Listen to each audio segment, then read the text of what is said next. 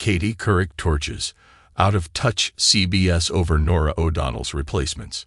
Katie Couric, the legendary former anchor of CBS Evening News, said she was more than a little disappointed in her former employer after the network announced it would replace anchor Norah O'Donnell with two male hosts, a decision she called odd and more than a little out of touch. In an editorial written in the New York Times on Sunday, Couric praised the outgoing anchor, commending her for her role in steering the Emmy-winning program for 5 years.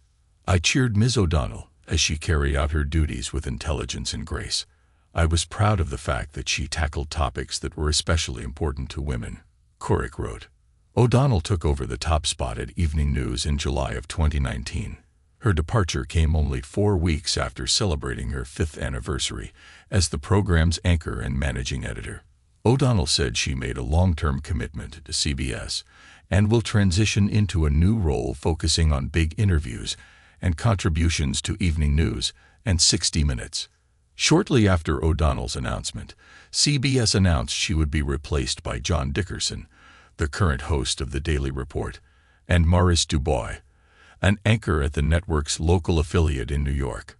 "Don't get me wrong. I know, like and respect these two journalists," Couric wrote. "But soon, on the big 3 networks, there will be 4 male anchors. Female network news anchor is replaced by 2 men. NBC Nightly News has been hosted by Lester Holt since 2015, and David Muir has anchored ABC World News Tonight since 2014. Couric critiqued the decision as especially tone-deaf after CBS recently named 2 women to top executive roles: Adrienne Rourke, who will take over as president of editorial and news gathering, while Jennifer Mitchell is set to become president of stations and digital. Couric went on to criticize the CBS execs behind the scenes making the decisions, who she identified as 3 white men: Bill Owens, Guy Campanile, and Jerry Cipriano.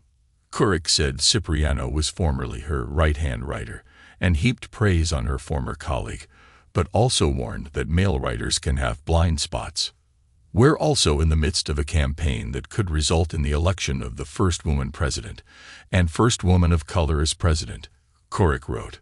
"It's a potentially historic story, one that needs a diverse group of journalists covering it."